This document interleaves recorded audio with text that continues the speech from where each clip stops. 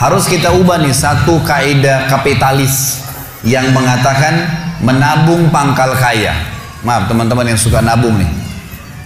Bukan saya larang nabung, bukan. Tapi dalam Islam bukan menabung pangkal kaya, tapi sedekah pangkal kaya. Nggak bisa ketemu antara nabung dengan sedekah, nggak bisa ketemu nih. Susah ketemunya. Karena sedekah disuruh keluarin, ini nabung disuruh simpan, gitu kan? Nggak bakal ketemu. Dalam Islam makin sering kita keluarkan di jalan Allah, makin terbuka tuh rezekinya. Ya, ini dalilnya banyak. Di antaranya hadis Bukhari, hadis Qudsi, di mana Allah Subhanahu wa taala berfirman, kata Nabi SAW, Allah berfirman, "Ya bna Adam, anfik alaih." Wahai anak Adam, berinfak dulu di jalanku, aku baru berinfak padamu. Sedekahin dulu, baru aku kasih kamu. Jadi ini kata kuncinya, makin sering keluarkan, maka makin bagus. Makin bagus yang kita kasih, ya, makin sempurna balasan dari Allah. Coba renungi perkataan Urwah bin Zubair rahimahullah, seorang ulama tabi'in yang masyhur. Urwah bin Zubair ini ayahnya namanya Zubair bin Awam. Salah satu sahabat dari 10 orang yang jamin masuk surga. Anaknya namanya Urwah, ulama besar, gitu kan, dari tabi'in. Urwah mengatakan, janganlah seseorang di antara kalian memberikan untuk Allah, keluarkan di jalan Allah sedekah, sesuatu yang dia malu kalau dia berikan kepada pemimpin satu kaum. Begini maksudnya. Saya ingin tanya teman-teman, coba renungin dan jujur jawabnya ya. Kalau seandainya Anda tiba-tiba diundang oleh, saya nggak tahu nih, di Bali ini apa? Wali kota ya? Diundang oleh wali kota. Baik, bapak ini atau ibu ini diundang ke wali kota, ditelepon khusus, datang ya ke kantor saya besok, dan tolong beliin saya buah. Pesan beli buah. Kira-kira teman-teman sekalian, pada saat wali kota pesan buah dari Anda ini, beli buahnya di mana? Di pasar kaki 5 kah? Emperan jalan? Masuk supermarket. Cari buah yang biasa-biasa saja tuh, buah yang paling bagus. Kalau ada sedikit rusak, kulitnya tercoret atau mungkin terkelupas, dimasukin nggak? Setelah kita beli buah-buah yang paling bagus, yang paling mahal, ditaruh di kresek atau cari lalu tempat yang lain. Cari keranjang, pakai plastik, pakai kartu nama, luar biasa. Kenapa? Karena wali kota yang pesan. Coba teman-teman sekalian, kalau ibu Anda yang pesan, bapak yang pesan, nah beliin ayah, beliin ibu jeruk ya, buah. Beli di mana kira-kira? Di kaki 5. Kemudian penjualnya bilang, ini ada rusak sedikit, nggak apa-apa, masukin aja. Pakai kresek tua ini bekas ikan, udah nggak apa-apa. Ini yang Urwah rahimahullah berkata, janganlah seseorang di antara kalian ya memberikan untuk Allah di jalan Allah. Orang tua kita tuh kalau bakti luar biasa pahalanya kan gitu. Yang kalian malu kalau kalian berikan kepada pemimpin satu kaum. Mestinya ibu ayah kita tuh dibuatin kayak tadi itu, malah lebih hebat daripada itu. Pilihin buah yang paling bagus, dikemas yang paling bagus dan seterusnya. Mestinya begitu. Tapi seperti itulah manusia, karena tidak paham teman-teman sekalian. Sesuatu yang dikeluarkan di jalan Allah akan mendatangkan respon rezeki yang banyak. Ini satu hal yang harus digarisbawahi, dan akan saya bacakan banyak sekali dalil berhubungan dengan masalah itu, di mana Allah Subhanahu wa taala menyuruh kita keluarkan. Ingat, makin baik kita berikan, makin baik juga respon dari Allah Subhanahu wa taala. Coba teman-teman muhasabah nih. Kalau celengan masjid lagi lewat dan Anda punya 1000 baru 1000 tua, yang mana ditaruh? 1000 tua. Kenapa 1000 tua yang ditaruh? Karena belum tahu nih, kalau saya berikan di jalan Allah, ini akan datang responnya. 1000 baru yang kita beli air mineral di luar sana, ini pemahaman yang salah. Ini yang kita mau lurusin malam ini nih. Mestinya teman-teman sekalian cari uang yang baru dikasih ke jalan Allah, yang tua dipakai belanja. Mestinya begitu. Karena makin baik kita berikan, maka makin baik responnya. Gitu kan? Makanya kata para ulama, siapa yang memberikan sesuatu yang baik pada Allah di jalan Allah, Allah akan balas dia dengan kebaikan. Saya akan angkat sebuah kisah teman-teman sekalian. Kisah seorang ulama tabi'in bernama Rabi' ibn Haytham rahimahullah. Rabi' ibn Haytham ini ulama yang sangat terkenal dengan kesolehannya, luar biasa kesolehannya orang ini. Jadi dia di akhir hidupnya, Rabi' ibn Haytham ini muridnya Abdullah bin Umar, muridnya Abu Musa al-Asy'ari, sahabat-sahabat yang mulia. Ini murid langsungnya, ulama tabi'in yang terkenal, Rabi' ibn Haytham. Rabi bin Haytham di akhir hidupnya sempat stroke setengah badan. Datanglah 2 orang muridnya bertamu ke rumahnya, dan ini termasuk adab yang baik. Kalau teman-teman mendapatkan seorang alim ulama dan memang dia bersedia bisa didatangin, kunjungin, minta nasihat atau ketemu minta nasihat atau ada di pengajiannya lah. Mereka datang mengatakan begitu masuk kebetulan stroke setengah badan, bagian kiri tubuhnya stroke ini. Ada 4 kejadian di rumahnya pada saat itu. Yang pertama, pada saat muridnya masuk, muridnya berkata, wahai imam, imam ini kiai, ustadz, wahai imam, apa rahasianya kenapa anda ini bisa mengontrol lisan anda? Tidak seperti ulama-ulama yang lain, masih kadang-kadang ngobrol-ngobrol kosong. Anda ini betul-betul, Rabi bin Haytham terkenal kalau ngomong nasihat, tanya kabar orang, gitu kan, Quran atau zikir, nggak ada yang lain. Ini itu saja 4 tuh dari lisannya, nggak ada yang lain, luar biasa. Kalau bukan nasihat orang, tanya kabarnya orang lain, gitu kan, apa kebutuhan mereka, kemudian berzikir atau baca Quran. Gitu. Ini masuk dalamnya zikir adalah doa. Maka dikatakan apa sih, murid-muridnya bilang apa rahasianya anda melakukan seperti ini? Dan ini saya sempat angkat di khutbah Jumat kita kemarin potongan kisah ini. Maka Rabi bin Haytham mengatakan, wahai murid-muridku, apakah kalian sampai sekarang masih ragu ada Tuhan namanya Allah? Dan kalian masih ragu di pundak kanan dan kiri kalian Allah telah letakkan malaikat yang akan mencatat amal baik dan amal buruk kalian, dan pasti demi Allah akan dibacakan dan dihisapkan untuk kalian di sana di akhirat nanti. Artinya saya bisa mengontrol lisan saya karena saya tahu Tuhan saya selalu melihat, dan ada malaikat yang mengawasi, tidak pernah tidur nih 24 jam terus mengawasi, baik dicatat buruk dicatat.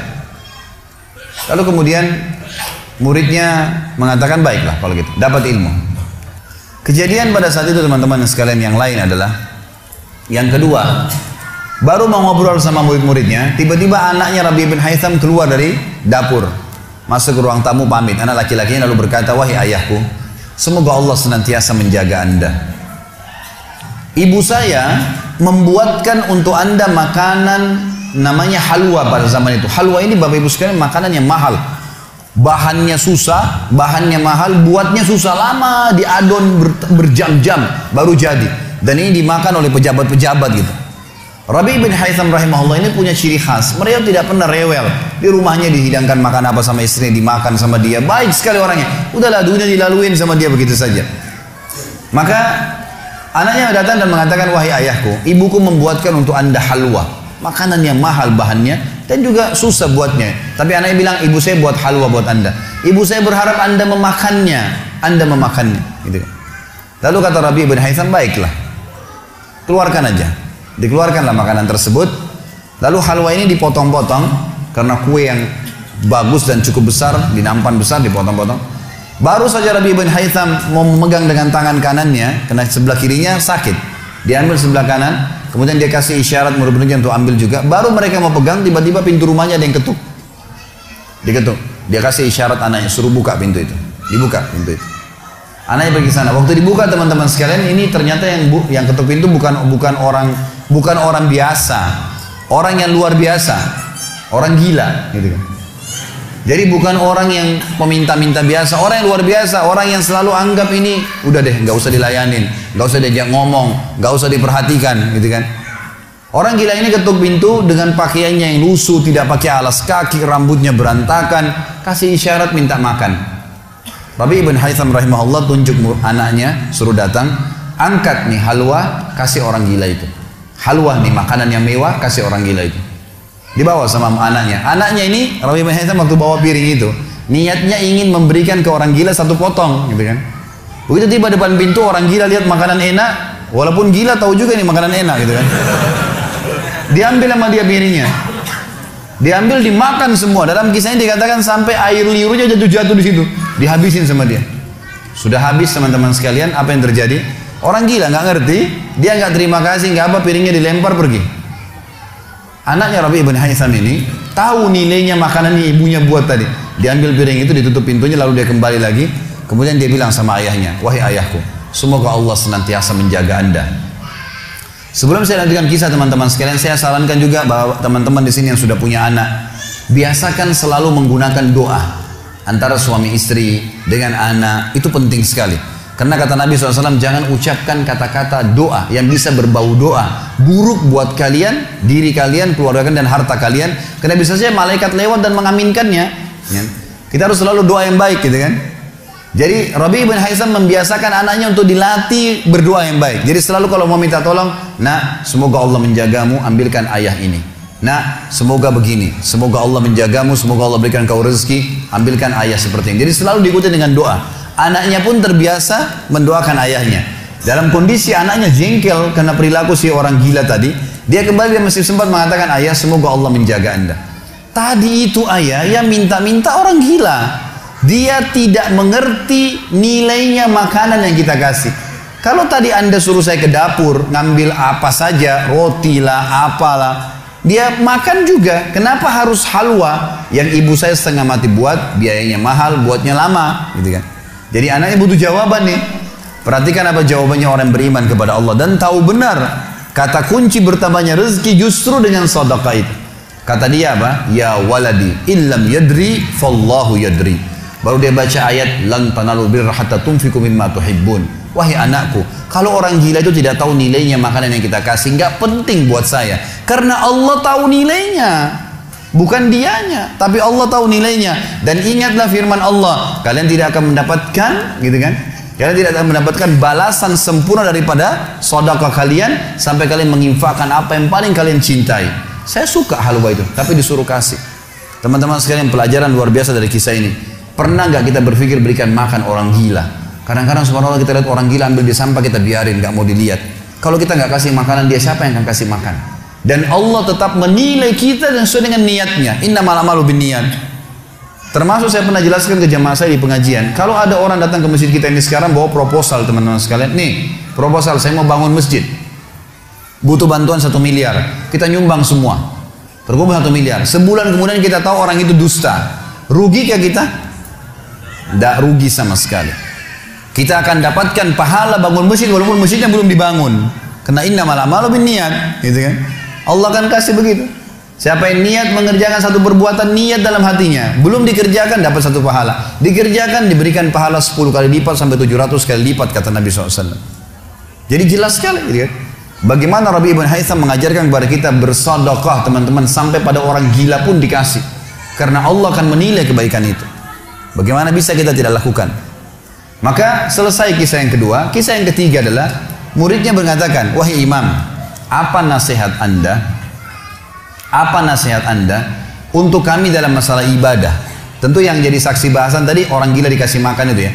Maka dia mengatakan waktu ditanya oleh muridnya apa nasihatnya dalam ibadah? Ibadah kami apa nasihatnya? Sholat, puasa, apa nasihat anda? Maka beliau mengatakan alaikum bil asrar. Rahasiakan amal soleh kalian.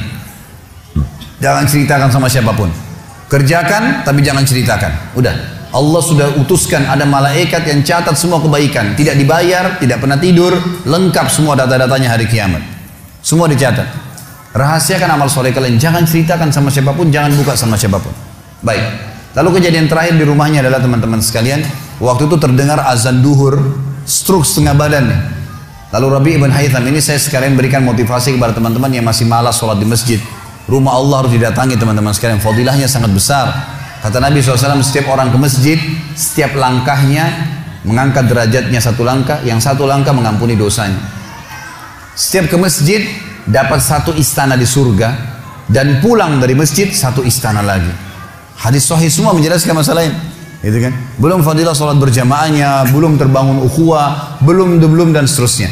Belum lagi hadis Nabi SAW, siapa yang tidak kehilangan takbiratul ihram pertama imam selama 40 hari, dia akan selamat dari akan diselamatkan dari sifat kemunafikan. Banyak fadilahnya. Rabi' bin Haitham rahimahullah stroke setengah badan teman-teman sekalian. Lalu dia dengar azan duhur, dia kasih isyarat anaknya sudah tahu, suruh datang. Anaknya lalu menopang tubuhnya dia yang sebelah kanan. Minta diantar ke masjid. Stroke setengah badan dan sudah sangat tua. Lalu muridnya bilang, saya lalu kemudian membantu menopang tubuhnya yang stroke. Dan demi Allah untuk kami membawanya ke masjid, kakinya yang stroke terseret di tanah. Lalu saya bisikin di tengah jalan, imam, hai kiai, hai guru, anda kan punya rukhsah, punya keringanan, sholat aja di rumah. Stroke, tua, susah, gitu kan. Lebih baik sholat di rumah. Apa kata dia? Orang beriman tidak mengenal stroke kah, sakit keras kah, ibadah kepada Allah nggak terganggu nih. Kata dia, wahai muridku, aku mendengarkan dengan kupingku ini azan, hayya 'alas shalah, hayya 'alal falah, ayo sholat, ayo mendapatkan kemenangan dari Allah. hanya melalui lisan muadzin saja. Karena semua muadzin sama mengucapkan, mau orang Afrika, mau orang Arab, mau orang Melayu, azannya sama. Hayya 'alas shalah, hayya 'alal falah. Allah memanggil saya mengatakan, ayo sholat, pencipta langit dan bumi, ayo mendapatkan kemenangan. Lalu saya sholat di rumah saya, demi Allah saya akan datangi masjid walaupun saya merangkak. Ini luar biasa nih, ya, keimanan membuat seseorang stroke pun bisa beribadah kepada Allah. Tapi dari kisah kita, ya, dari 4 kejadian di rumah Rabi' ibn Hasan adalah bagaimana dia bersedekah kepada orang fakir miskin tadi. Ada riwayat Bukhari yang lain teman-teman sekalian berbunyi, kata Nabi SAW dulu di zaman Bani Israel ada 2 orang. Di zaman Bani Israel ada 2 orang. 2 orang ini bersahabat, dua-duanya punya kebun. Dua-duanya punya kebun. Kebun ini mereka lagi nunggu hujan dan satu negeri itu belum turun hujan. Tiba-tiba si A sama si B. Si A ini melihat ada awan, kata Nabi SAW, lewat di atas kebunnya. Dan terdengar suara dari awan itu berkata, turunkanlah hujan di kebunnya fulan, kebun temannya dia di sebelah. Maka dia bilang, kata Nabi SAW, orang ini pun mengikuti awan tersebut. Ternyata betul, awan itu menggumpul semuanya di atas kebun temannya, hujan. Tapi cuma kebun temannya, yang lain gak kena hujan. Maka Nabi SAW mengatakan, dia pun bertanya pada temannya, apa yang kamu lakukan dengan kebunmu? Sampai di musim panas seperti ini pun Allah masih menurunkan hujan untuk kebunmu saja. Apa yang dia bilang? Dia bilang, saya membagi keuntungan dari usaha saya ini menjadi 3. Keuntungannya bukan modal. Sepertiganya saya infakkan di jalan Allah, langsung saya keluarkan. Sepertiganya lagi saya tambahkan ke modal. Sepertiganya lagi saya gunakan untuk keperluan keluarga saya. Jadi ternyata teman-teman sekalian, sedekah itu betul-betul sangat luar biasa. Membuka pintu rezeki. Jadi makin dikeluarkan, makin royal, makin datang. Saya sarankan teman-teman kalau bisa ikutin ceramah saya di YouTube, ada tentang Abdurrahman bin Auf, sahabat Nabi, serial sahabat. Kita sudah membahas 9 sahabat, Abu Bakar, Umar, Uthman, Ali, Talha, Zubair, kemudian Abdurrahman bin Auf, Talha bin Ubaidillah, terakhir itu Sa'id bin Zaid. Dan insya Allah hari Sabtu depan ini akan ada tablik akbar sahabat yang ke-10, Abu Ubaidah bin Jarrah. Abdurrahman bin Auf salah satu sifat ciri khasnya, semua sahabat suka bersedekah, tapi Abdurrahman ini luar biasa dalam sedekah, luar biasa. Beliau pernah kedatangan keuntungan 1 peti emas di satu malam, gak bisa tidur, gelisah. Istrinya tanya, kenapa Abdurrahman? Dia bilang, saya gak bisa tidur nih, belum pernah ada keuntungan sebesar ini. Kata istrinya, lalu apa keinginan? Dia bilang, saya ingin keluarkan jalan Allah, saya gak mau simpan di rumah saya malam ini. Ya, gak mau nabung. Kalau kita subhanallah baru untung 1 juta sudah antri sejam di bank, gitu kan. Ini nggak mau nabung, keluarin malam ini, sedekahin semua untuk fakir miskin. Gitu. Istrinya juga solehah, nggak seperti sebagian muslimah. Maaf, saya nggak singgung muslimah di belakang sana. Tapi ada orang begitu, suaminya dapat untung, sebelum disedekahin, sebelum kasih orang tuanya, sebentar dulu, jatah saya mana? Gitu. Ini enggak, istrinya mengatakan sedekahin. Ayo kita sama-sama. Dibungkuslah emas-emas itu, koin-koin emas, dirham emas itu, kemudian dibagiin, habis. Subhanallah, karena ikhlasnya mensedekahkan semua keuntungan malam itu, besok dalam riwayat saya dikatakan datang 2 peti keuntungan dengan produk yang sama. 2 peti emas dikeluarin sama Abdurrahman, 2 peti emas. Hari ketiga datang 3 peti keuntungan. Dikeluarkan hari keempat datang 4 peti. Begitu terus sampai Abdurrahman memiliki sebuah gudang penuh dengan emas. Waktu Abdurrahman radhiyallahu anhu meninggal dunia, waktu mau dibagi warisannya, itu emas-emasnya saking sudah ditumpuk-tumpuk sampai melengket satu sama yang lain. Waktu mau dipisahin, dibagi, itu harus pakai kampak. Dan yang mengkampak itu tangannya sampai memar, luka. Saking banyaknya. Selalu sedekah. Setiap hari beli 33 budak dibebasin. Setiap hari beli budak bebasin. Setiap hari datangkan 30 kafilah, ya 30 ekor unta untuk diparkir, ditaruh di tengah-tengah jalan, Madinah. Lalu pegawainya berteriak, Abdurrahman membagi-bagi buat kalian, silakan, semua ambil kebutuhannya. Luar biasa gitu. Kita subhanallah kadang-kadang bersedekah, kalau orang datang itu pun masih perhitungan, gitu kan. Ini nggak sengaja cari orang yang butuh lalu dikasih. Maka lihat bagaimana mereka memahami tentang masalah sedekah ini, teman-teman sekalian. Dalam hadisnya dikatakan sedekah tutfi'u ghadabur rahman. Sedekah itu bisa meredam murkanya Allah. Keluarin, jangan ragu dengan masalah sedekah itu. Karena itu kata kunci datangnya rezeki. Mari kita dengarkan ayatnya.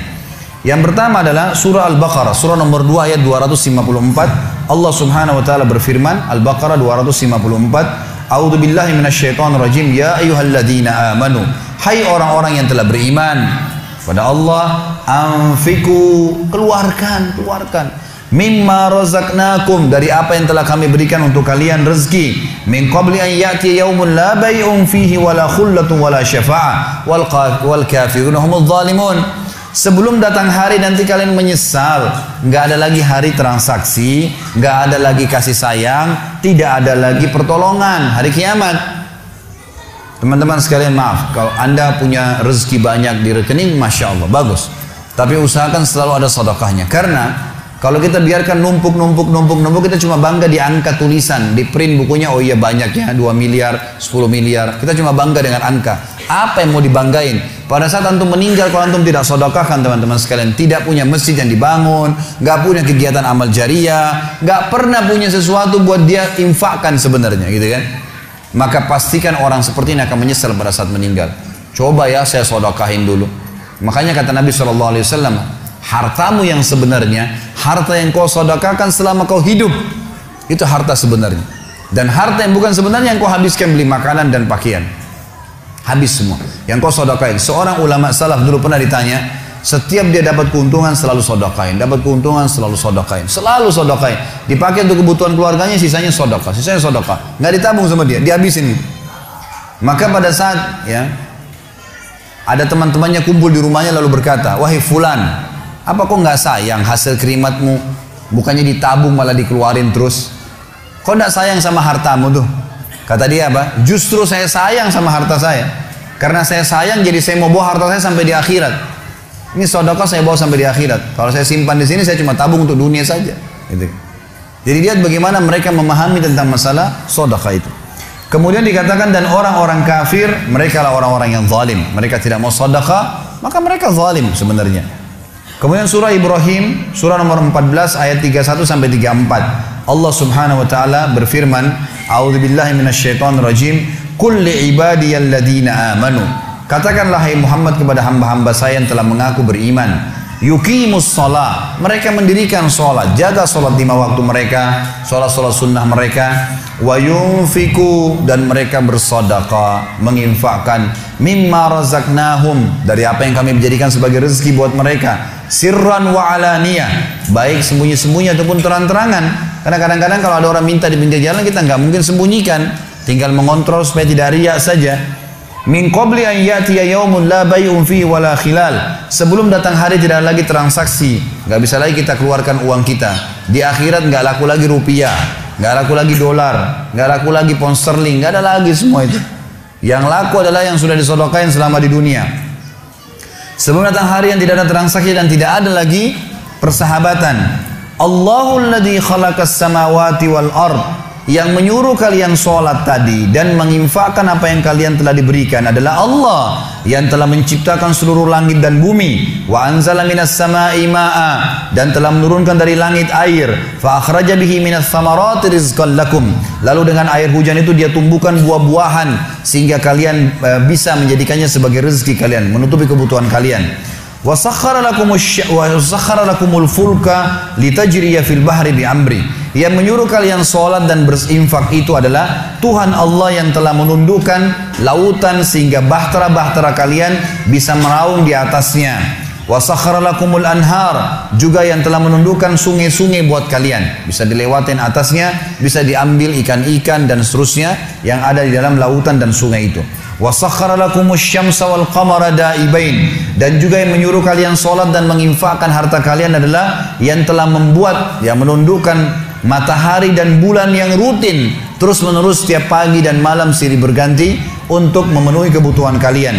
Wa sakhkhara lakumul laila wan nahar, dan menundukkan juga buat kalian malam untuk istirahat dan siang untuk bekerja. Wa atakum min kulli ma sa'altumu, dan juga dia akan memberikan semua apa yang kalian minta kepadanya. Wa in ta'uddu ni'matallahi la tuhsuha, kalau kalian ingin menghitung-hitung nikmat Allah maka kalian tidak akan mampu. Innal insana la zalumun kafar, sesungguhnya manusia itu zalim, kafar, kufur, gitu kan.